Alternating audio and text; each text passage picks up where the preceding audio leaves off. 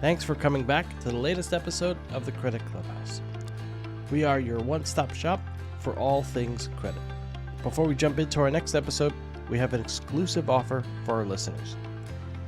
If you're interested in attending any of our conferences throughout the year, we have a great deal for you. Just head to www.dealcatalyst.io, pick the event you want to attend, and enter the promo code CREDIT at checkout. This will give you 10% off any ticket to any conference. As always, don't forget to follow the show, rate us, and leave a review. We encourage your feedback.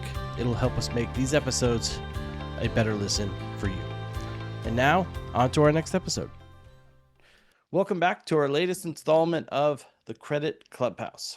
As always, I'm your host, Todd Anderson, Head of Content and Programming at Deal Catalyst.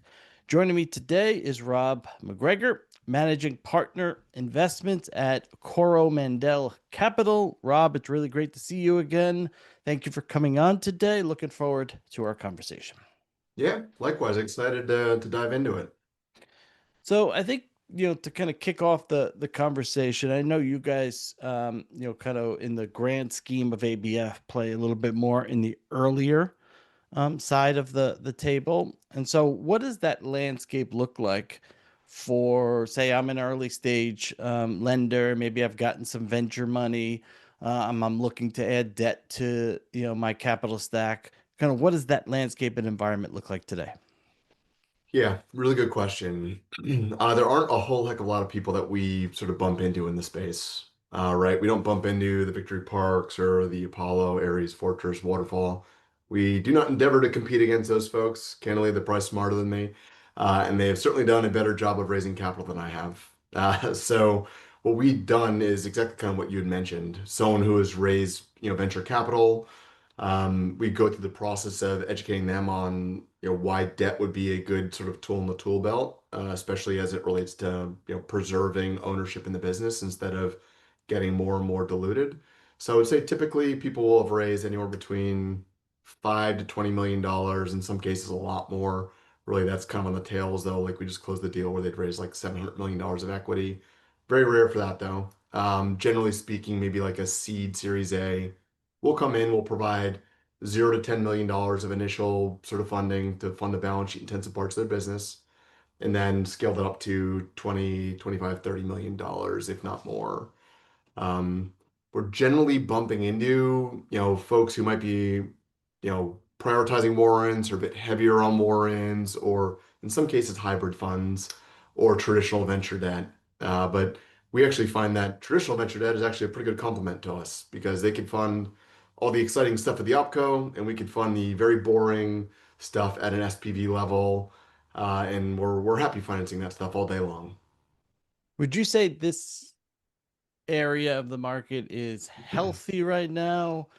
If a few years ago, would you be bumping into more competition? Like, kind of, how would you kind of characterize this segment of the market? Healthy, not healthy? Yeah, that's a really good question. So I would say there's a bit of a dichotomy.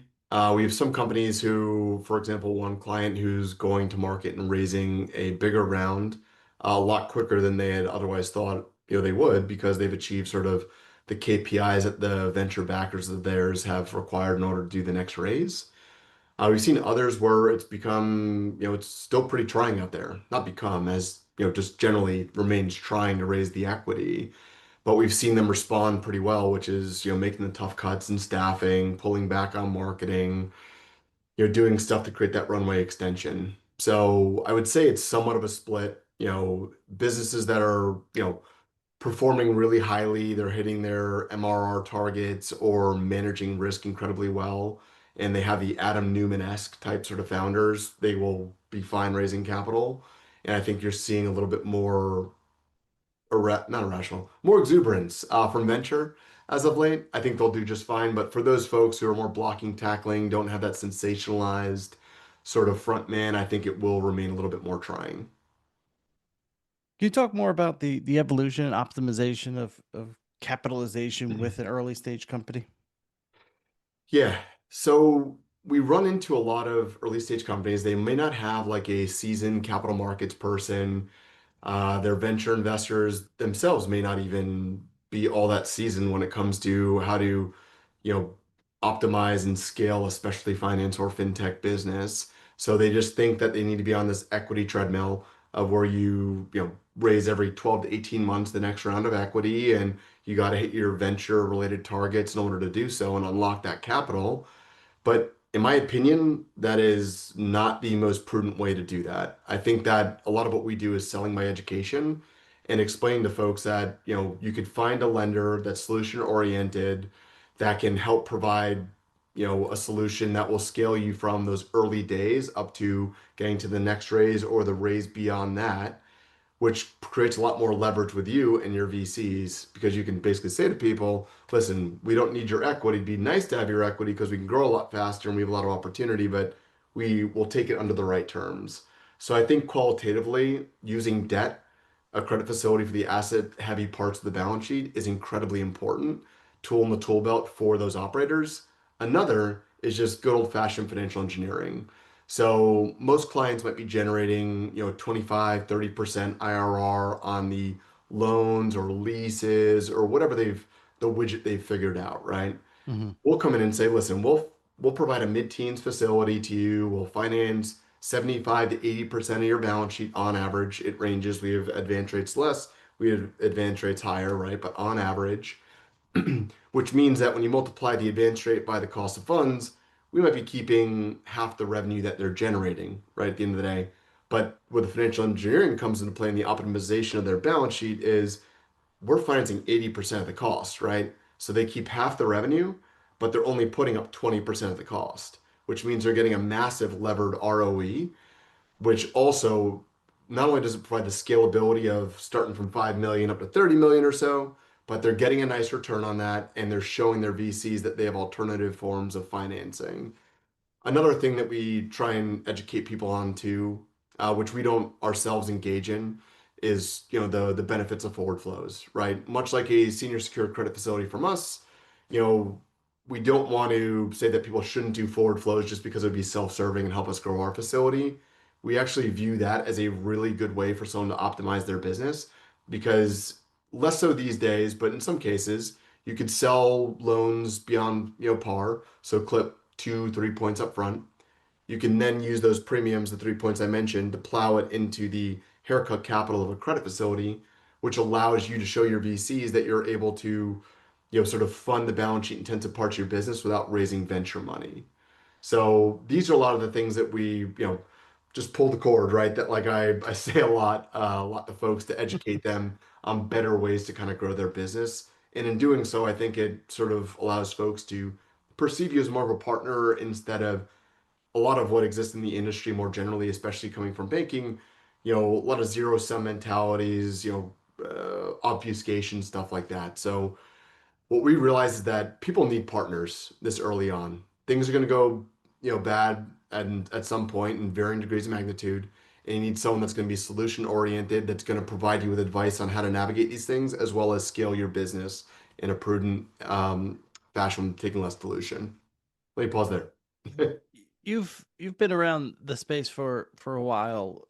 How would you say the education is, say, today versus 5, 10 years ago? I mean, is the founder early stage company today a little bit more knowledgeable and better suited versus, say, 5 or 10 years ago? It felt like there was a lot of technology players trying to remake financial, whether it be banking or loan systems or whatever it might be. Is that still the case today, or has been a little bit of an evolution where there's a little more education from your borrowers today than, say, 10 or 15 years ago with founders that might be coming into the market? I would say more the former. I think the former in that case, right? Like, I think folks are more educated on a relative basis. So, at my core, I'm a boring specialty finance analyst. That's why I did at Moody's and Credit Suisse. I've just been in this sort of ecosystem for a while, and I would definitely agree with your sentiment that, especially when you look at the early days of like a Prosper or a Lending Club Yeah. and the peer-to-peer lending, right? You put a loan for Rob McGregor up on the portal, and someone does the math on whether Rob McGregor is good risk or not, right? And they're good at marketing. I think they found their core competencies kind of coming back to that marketing, but I also think in a lot of respects they've done an awesome job of, and they being these fintechs and especially finance companies, of understanding risk better. So I think people are focused on not just having the product market fit, but actually understanding the true unit economics of the collateral that they're originating and how that plays into modeling out and the viability of their business model more generally. And but we do see some stuff every once in a while where folks, you start actually, going through the unit economics waterfall and you realize the asset itself is underwater. And our own personal take is being the potential owner of those assets, that those aren't deals that we could do. And we try and encourage folks to find ancillary forms of revenue or to press their, in some cases, I gave one client this feedback, you can't save the world unless you're around, right? Yeah. So they had product market fit, but they weren't maximizing their unit economics enough, meaning they weren't pressing pricing, they weren't pricing risk adjusted what that cohort of risk should look like.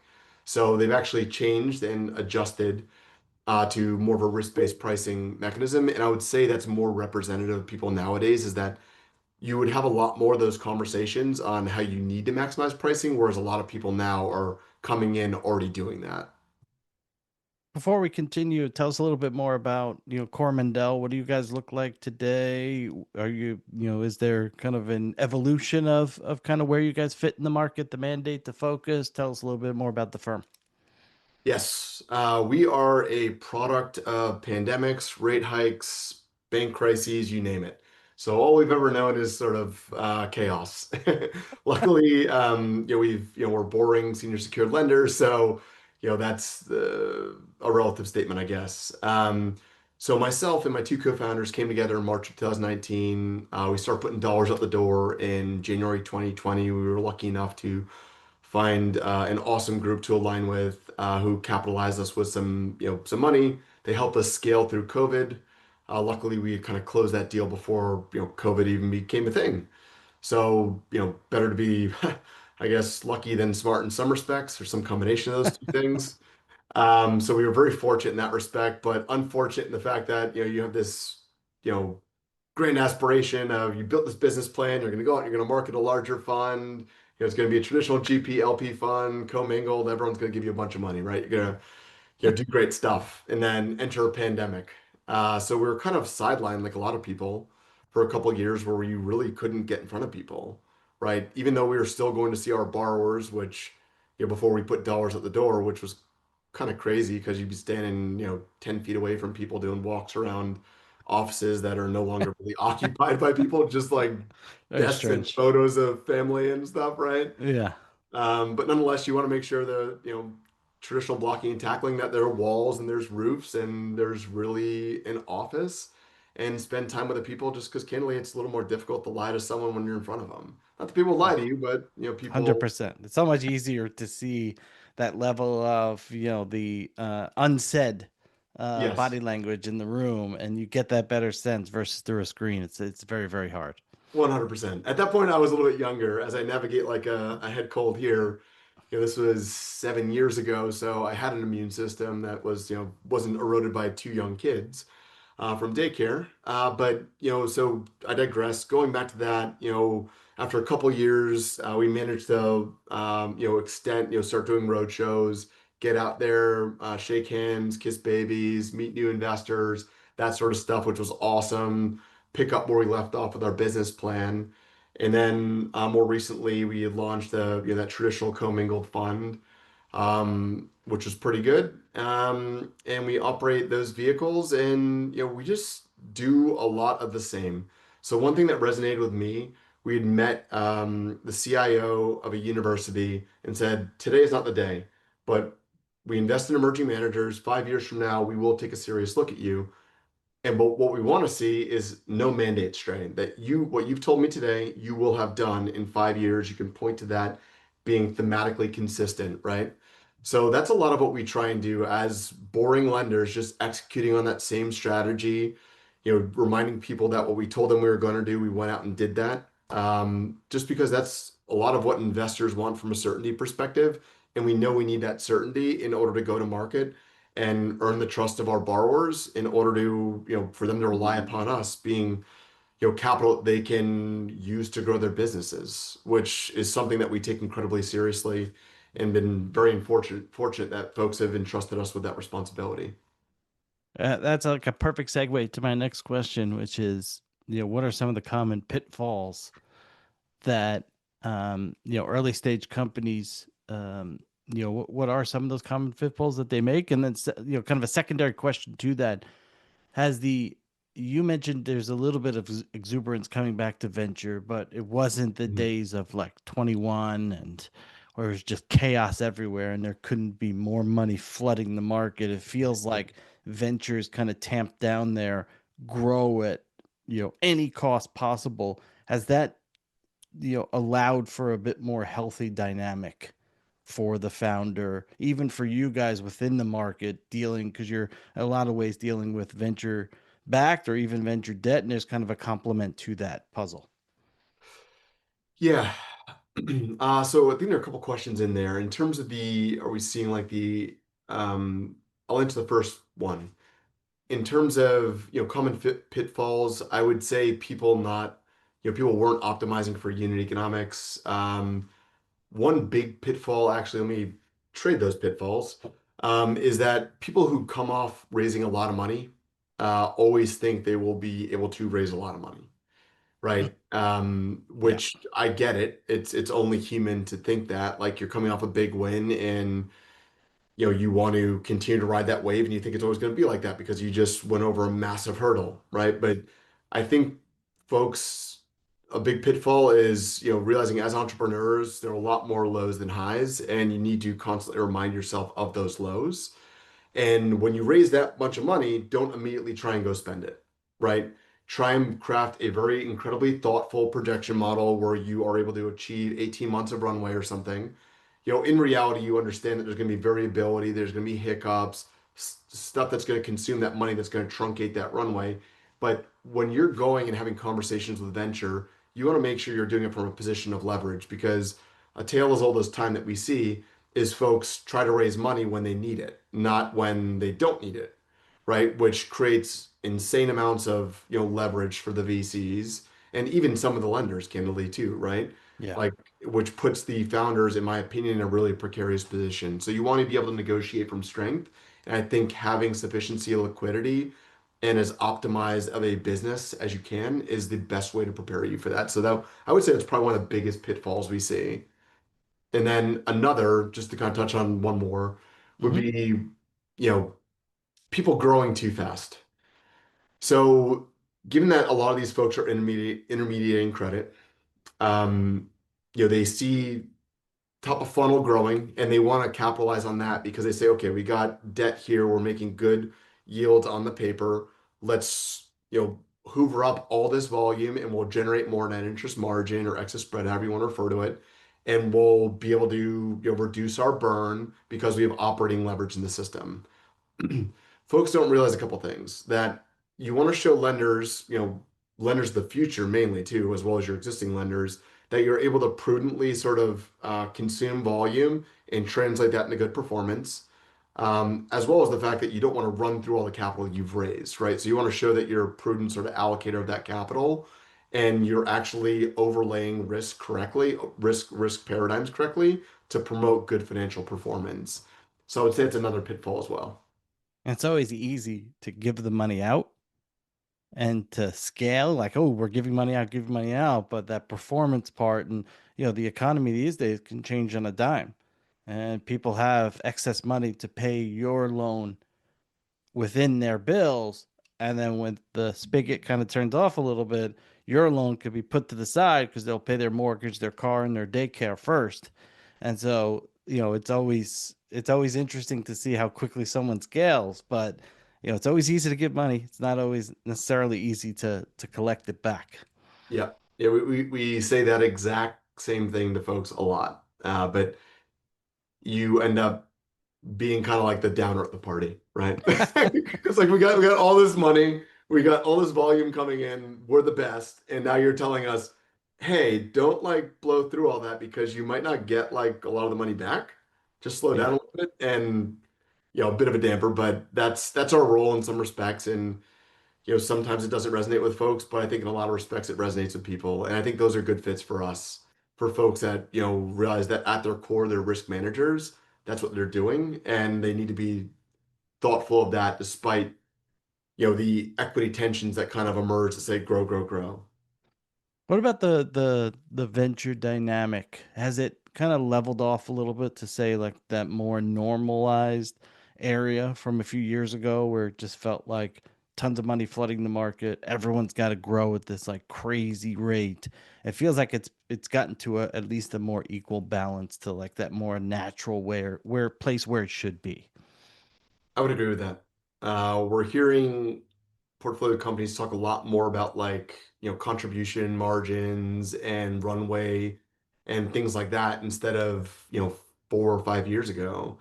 Folks were just like, we got 12 months of runway. And I'm like, oh God, like you only have 12 months of runway. You just closed the round. Like, but it's like, yeah, but we're growing well. Like we're hitting our KPIs. And it's like, but you're not setting yourself up for success. Sorry to be the cynical, skeptical, lender here. Like the equity markets may not always be favorable. So, in some respects, we've, I think, been proven right, right? But like, you don't want to say, I told you so to people.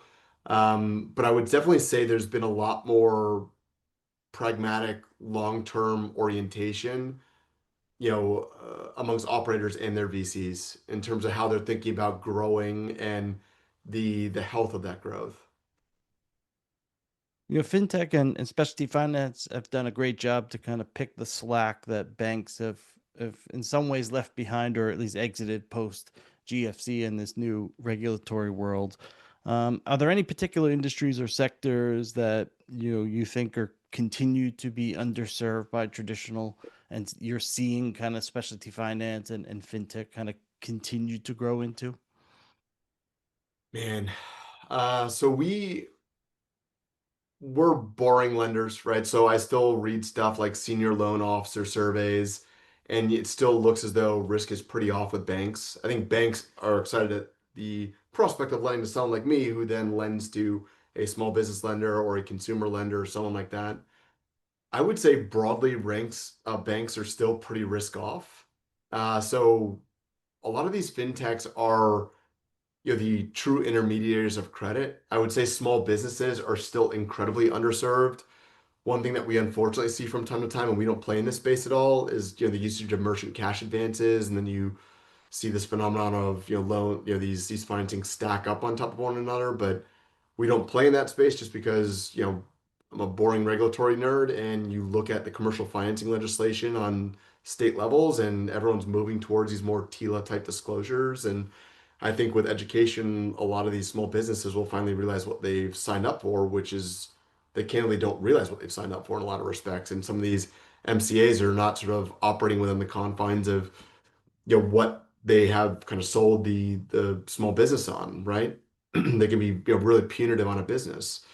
So I still think there is a massive opportunity to lend to small businesses because unless like you have a certain amount of bank balances where they're benefiting from the reserve requirement trade where you might have a couple $1 million that you deposit with them or have flowing through their system, and then they basically lend it out at infinity because reserve requirements are so low right now, right? If you don't have that, if you aren't generating free cash flow positively, then a lot of banks will just look at you and say, this isn't a fit. Even if someone might have $20 million of cash in their bank and they're only burning a couple 100,000 per month, right? Like they're not interested in doing the math on, okay, how much runway do you have left? So I still think a lot of businesses will be underserved. I think consumers are pretty underserved too. You've seen credit unions step in some respects and help out, right? But banks don't really care about, giving someone a personal loan. So I think that that is very firmly will be owned by the fintechs and specialty finance companies of the world, especially when you look at like the one mains, right? Like who have spent Yeah. decades cultivating relationships with brick and mortar locations and built that trust with these consumers. They basically view them as a bank instead of an actual bank who's hitting people with NSFs and all sorts of stuff, right? So I tend to think that you're going to continue to see this proliferation of these non-traditional credit intermediaries with fintechs and specialty finance companies in consumers, in small businesses, and that'll continue to sort of grow over time. I feel like with on the consumer side, it feels like it's if you have good credit, the problem's been solved. You can get credit at the checkout. You can get a personal loan from any one of the fintechs. Like good credit folks have had their issues solved with getting loans. I feel like in consumer, it's more like good credit versus bad credit. But on the business side, it still feels like there hasn't been like a ton of progress, and no one's really cracked like all right, we've gotten it with small businesses. We know how to lend to them. We know how to do it profitably, fastly, seamlessly. It still feels like it's fits and starts. You hear about like a good small business lender, and then they kind of fade a little bit, and it feels like that really hasn't fully been cracked yet.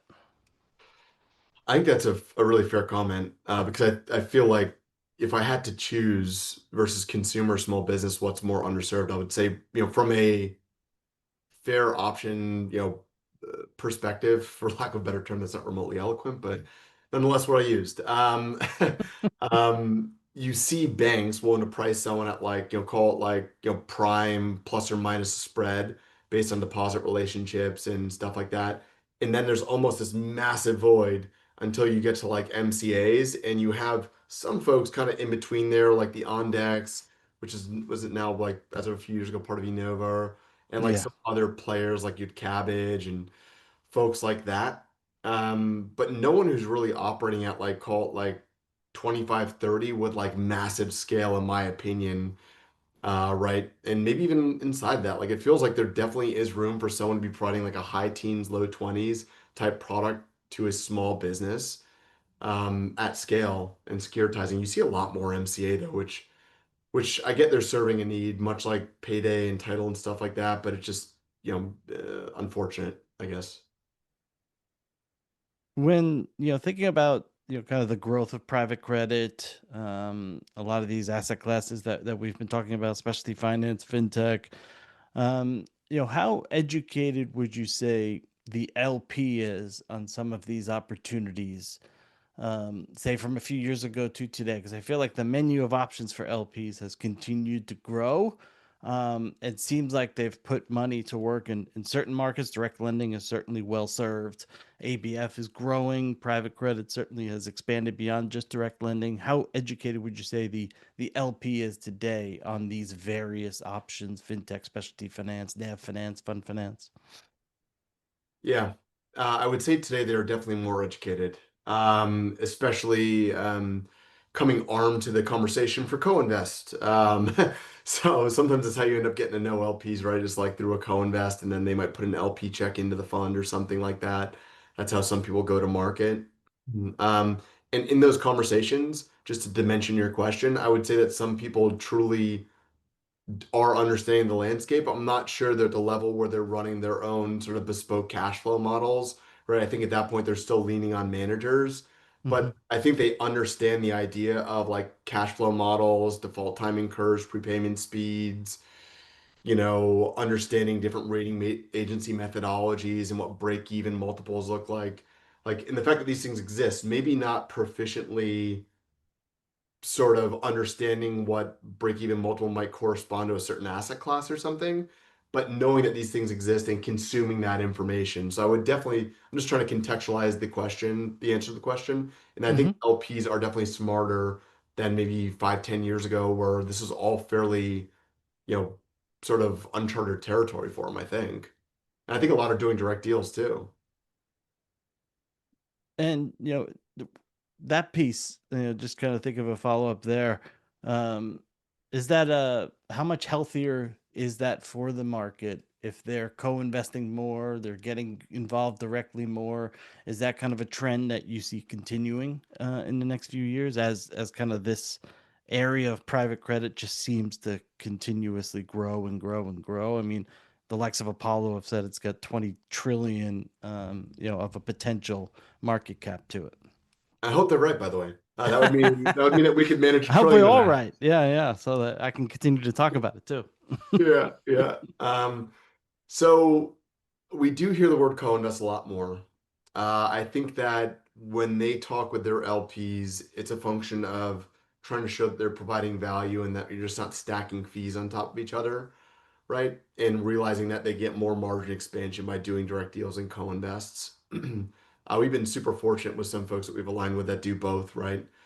Um, I would imagine that that trend will continue, that as businesses grow, they will try to do deals directly. Um, but I think it's healthy that folks recognize that like these are some industries like take years and years and years to cultivate knowledge. So after reading a couple pre-sale reports and one rating agency methodology, you're probably not prepared to do like, a you know $25 million deal or something, right? I would say that from an LP perspective, it'd be incredibly healthy to make an investment into a fund, do some co-invest, learn along the way, continue to do co-invest, look under the hood of direct deals, understand how managers think about these things, and then over time build out your own function once you've cultivated the requisite knowledge that will ensure you don't get burned, right? Just because like we do have conversations and there's sometimes like people overlooking regulatory risks or not modeling things correctly, and you're kind of like, shoot, like, that isn't right, and you just hope that when you're not talking to them, they're not making those sorts of mistakes and getting hurt, right? So I would say it'd be healthy for LPs to sort of continue down the co-invest side and investing with managers until they sort of hit that critical mass of knowledge where they know like they're a true subject matter expert or something. And how do you think about, kind of the scalability of some of the niche lending strategies out there with, without kind of hurting performance and trying to push for scale? That's a great question.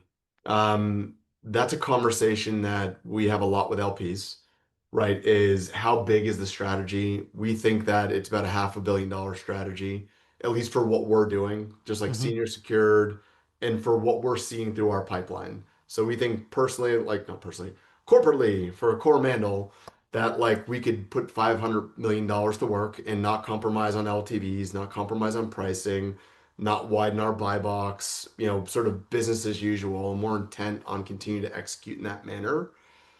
Um, I think at a certain point, though, a lot of folks start to contemplate, okay, do we launch a continuation fund? Meaning in this context, like, do we start doing like lower yielding deals at lower LTVs that you could access insurance capital and maybe do like a rated feeder or Hmm. something into it, and you start to kind of mandate stray. But as an emerging manager, we're laser focused on not mandate straying, just because we want to have some of those conversations we had 5 years ago with people to be able to look back and say, listen, we said we are going to do that, we did that, we continue to do that, we'll be doing this in 5 years again.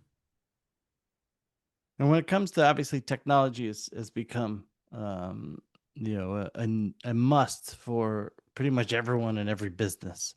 How do you think about the role of technology for either Coromandel when you think about sourcing, underwriting, monitoring? Kind of how do you think about using it, whether it be AI or other technologies, as we become a more technologically savvy, universe, especially in private credit? How do you guys think about the technology angle? Yeah, so that's a great question. Not to say that's a great question again, but these are good questions. So I think a lot about this, and again, I'm a boring specialty finance analyst, so like my extent of like technology is like using Perplexity, right? Like the deep research function, which I think is awesome to actually generate like SWOT analyses, addressable market analyses, understanding who players are, getting up to speed on a space really quickly. But I think a lot about, and we're actually in the market to hire someone that would sort of spearhead this initiative within our firm, integrating AI and ML and LLMs and SLMs into our business, building these, data lake repositories where we can sort of put tons of data into it, let the technology do analytics to provide lift on our existing sort of frameworks, right? Because I don't think we're really doing a good enough job of that. And I suspect I'm probably not the only one in the space that isn't doing a good enough job of doing that. But I think we're recognizing that we have these voids and we want to find the resources necessary to plug them to help us actually scale and be competitive. Because I think, to your point, if you're not adopting these sorts of frameworks, you're going to not get to decisions as quickly, or you are going to fall behind relative to competitors who do adopt these things, and maybe you'll miss something from a risk perspective that otherwise, a traditional regression might not have sort of made evident, right? So I think we want to continue to evolve as these tools present themselves. That said, we have done some integrations using things like Plaid and things of that nature, right? That have streamlined some diligences and some other technology providers that we've aligned with to create more efficacy and authenticity as it relates to collateral or financing. We'll do that stuff all day long, but as it relates to kind of the sexier, like, AI stuff, and you see all these GPUs flying off the shelves, like we're trying to be thoughtful of how we can prudently integrate these things into our business, as well as in some case finance them. But on the latter, it's been pretty frothy in terms of data centers and that type, the equipments that sort of build those out. So we haven't Hmm. actually hit any bids quite yet with them. And I'm starting to feel like in some respects it's almost like I'm sure you remember like the e-commerce aggregator sort of phenomenon where like people were dying to like lend money to these folks, and we Yeah. penciled things out and we couldn't make the math, and we kind of like scratched our head and we're like, maybe other people are better at this than we are. Like we just can't, like, we're not hitting bids. And then all of a sudden the bottom fell out on some of them. You're like, oh well, okay, there it is. So we're trying to be thoughtful about not only integrating, but being disciplined about where we're deploying capital into some of these things too. Yeah, as kind of a follow up to that, being that you guys are playing in, conceivably the earlier stage of the market and lower check sizes compared to like the hundreds of millions and even Yeah. billions of dollars, is there a worry that some of this market could be automated by AI or in the future where some of this relationship and some of what you guys are doing because it's in the earlier part of the stack with smaller check sizes that AI can replace what Coromandel does in the market? Man, I don't know the answer to that question. I would welcome that opportunity because I feel like embracing those tools, we could, do a lot more with a lot less, from like a full-time employee Yeah, perspective. yeah. It's possible, right? I'm not sure it's probable just because I think that there is a lot of relationship building, and I'm trying to quickly search for another term in my head beyond hand holding, but in some respects, hand holding that, goes on, right? Where Hmm. you're the first institutional check for someone. You need to explain the fact that why you exist relative to venture debt, how you can coexist with venture debt, how they can use equity more efficiently in addition to the debt you're providing them. So I don't know how that sales cycle could be disrupted, and the And education associated with it. at I the end of think the day, that, some of this is a people business. I mean, you said yeah, it earlier. You can get a feel for someone by standing with them, walking around their offices, being present with them. Like if you just, replace that with here are the numbers, here are the algorithms, and then like here's the all right, here's your check for 20 million. And then it's oh like, man, all right, well, there's no feel here. Someone could fudge numbers like it's more of a theoretical question, obviously, yeah. but I'm curious if like someone in your position who started a fund, you're at, the smaller end of the market feels like someone would try that sooner than a $2 billion deal or something. Yeah, I think it's totally fair to ask. I mean, you look at like the Pagayas of the world who've, sort of they'll package up other platforms, large platforms, collateral and securitize it. I think it would be egotistical for me to pretend as though like we couldn't be disrupted. And when I say we, I mean like the folks that we sort of play with in this ecosystem, because Hmm. there are a lot of people and a lot of good actors as well too. So it's not just Coromandel sort of doing, what I think is a good day's work. But I think it would be naive to think that someone couldn't displace us at some point. And I think that's why it's super important for us to try and, harness a lot of these new innovations in order to prevent from being disrupted.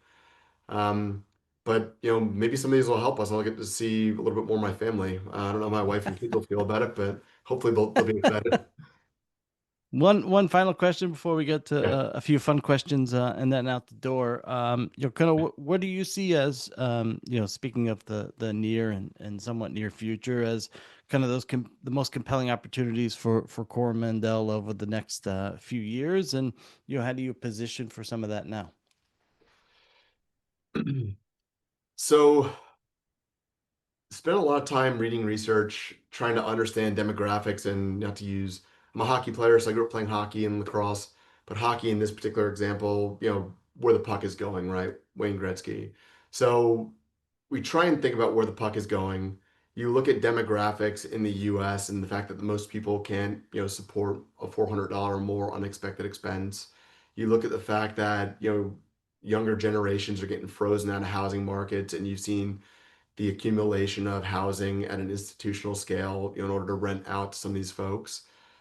So I continue to think that, people who sort of position their businesses around, addressing those needs, whether it's something like property management to single family rentals, or, you know, owning properties and or providing financing to owners of those properties as additional credit, whether it's like a second lien behind like a first lien, or providing an advance that accelerates the realization of that rent payment. So that way someone can kind of, an operator can bootstrap can bootstrap their portfolio instead of relying upon institutional capital and just bank debt. So I think that housing, which is a massive market in and of itself, will remain, especially with rates coming down, right? And hopefully there's certain some adverse, tailwind or headwind, sorry, presenting themselves. But I think more generally positioning products positioned around, supporting the, single family rental space will continue to do pretty well.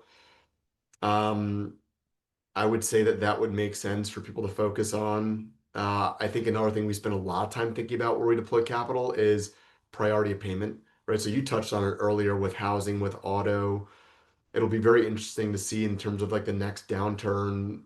I have this TransUnion study emblazoned in my mind. Whenever I close my eyes, I can see the graph, but for the life of me, I can't find the presentation anymore, where they used delinquencies as a proxy for priority of payment. And you saw, residential mortgage delinquencies kind of like spike, and people protected auto shifted to the top because you need to go to the grocery store. You needed to take your kid to soccer practice. You needed to drive to that job interview because you lost your job, but it took forever to get kicked out of your home, especially in a judicial foreclosure state. Now I'm very interested to see with auto, okay, from this work from home, right, that we've gotten very used to, even though you're Mm-hmm. looking at more of a hybrid mentality now with a few days in the office and some people are full back to office. In the next downturn, does that hurt the priority of payment as it relates to auto? I think it probably does in some respect. I don't know if it, moves them down or wrong or moves something else up.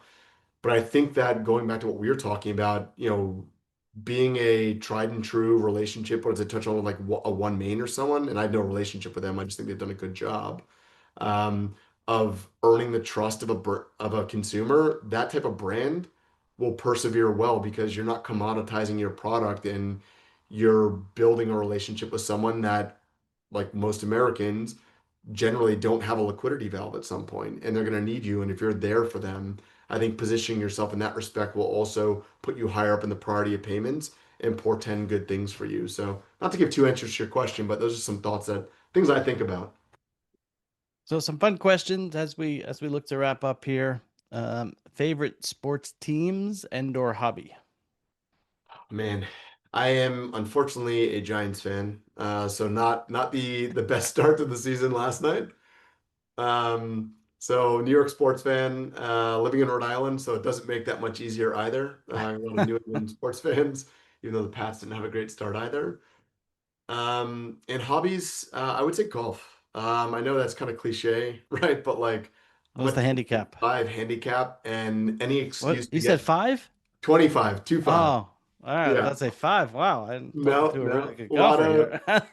as my wife can attest to, I am a work in progress on many fronts. But 25 handicap, I'm hoping to get that down. But it's honestly a good excuse to, get away from the monitors, because I think Yep, that, I love what I do, and I spend a lot more time working than, maybe I probably should. But it's tough not to when you sort of control your own destiny and you love what you do. So golf is agreed. kind of my outlet nowadays. I used to play hockey. I actually got, someone laid me out in a men's league last year, and you're not supposed to hit in men's league. With two kids, I start thinking about the implications of concussions and stuff, right? And, So golf's definitely the safer way to go. should be less contact in golf, I think. Tell us one surprising thing about yourself. One surprising thing about myself. Um, I didn't go to Disney World until I was like 31. Uh, I don't know if that's really novel or not. My family's from New Zealand originally. That's where the name Coromandel comes from. Interesting. So I went through my whole childhood and even, even after that, like I still have friends who go to Disney every year, right, with their kids. Um, and, everyone would talk about Disney World or Disneyland. And I'd ask my parents, like, why aren't we doing that? And it's like, oh, we're, getting shipped to New Zealand every summer.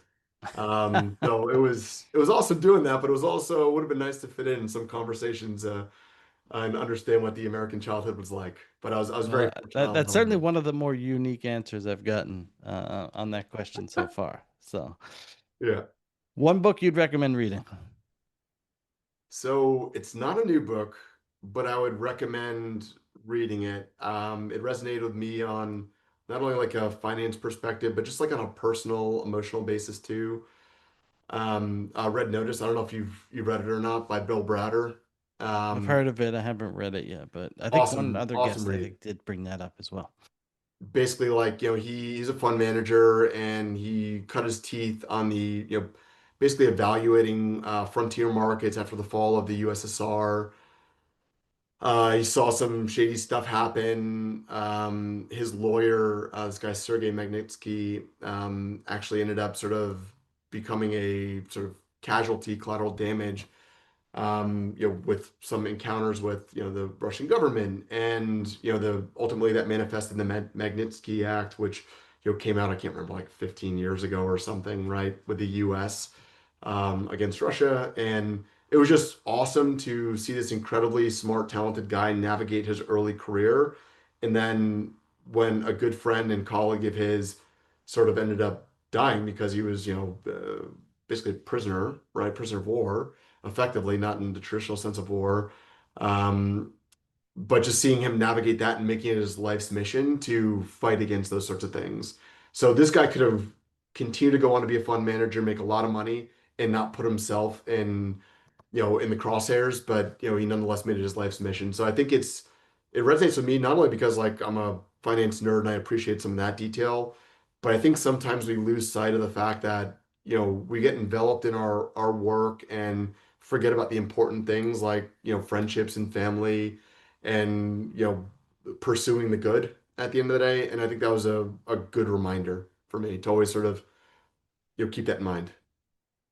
I mean, you clearly love what you do, but what's the most exciting part of your job? I would say getting to interact with all these entrepreneurs in a lot of respects that, are creating new, I wouldn't say anyone's reinventing intermediating credit, but you look at some of the cool spins on products and the ways they're formulating things, and in some cases, like the lives they, left in order to do that. And you're kind of like, as an entrepreneur, like we did that, and the lows are incredibly common as compared to the highs. And the fact that I could be so intellectually stimulated and learn so much from all these people that are doing these differentiated things, and candidly, like are incredibly smart people, right? Like it's humbling and it's interesting to learn about these models. So I truly get excited to jump on the phone with these people, and a lot of cases people say, "I'm sorry, for not sorry, but like, appreciate you taking the time." And it's like, I appreciate you taking the time. Like I get to do something that I love doing. Yeah. So, thank you for letting me do this. And then one final question, one prediction for the next 12 months that I can hold you to. Oh shit. Actually, I'm pretty proud of myself. That's the first time I slipped up on cursing on this call. So prediction. I can't say something generically that rates will decrease, because I think that's I think that's a that's pretty coming. high probability outcome.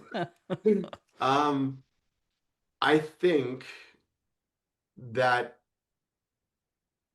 economically you'll see less duress than things have been sensationalized. I think that nowadays we get fed a lot of information incredibly quickly, and whatever the saying is, if it bleeds, it reads type stuff. People consume stuff, and all these very volatile sort of reads off of information. I think generally speaking, things will be less volatile than most expect. Even in terms of people, I've been candidly waiting for the consumer to break, and they've been incredibly resilient, and performance in unsecured collateral has been pretty good. So I think that things will be more boring than people anticipate. Is that even a fair answer to the question? No, I think that's a fair answer. Okay. That's the answer that you're giving me. So I think it's fair. Well, Rob, I really appreciate you taking the time. It's great to see you again. Continued success to you and the team, and your growing family as well. So thanks so much. Awesome. Thank you, Todd. Appreciate you, man. Thanks for coming back to the latest episode of the Credit Clubhouse. We are your one-stop shop for all things credit. We have an exclusive offer for our listeners. If you're interested in attending any of our conferences throughout the year, we have a great deal for you. Just head to www.dealcatalyst.io, pick the event you want to attend, and enter the promo code CREDIT at checkout. This will give you 10% off any ticket to any conference. As always, don't forget to follow the show, rate us, and leave a review.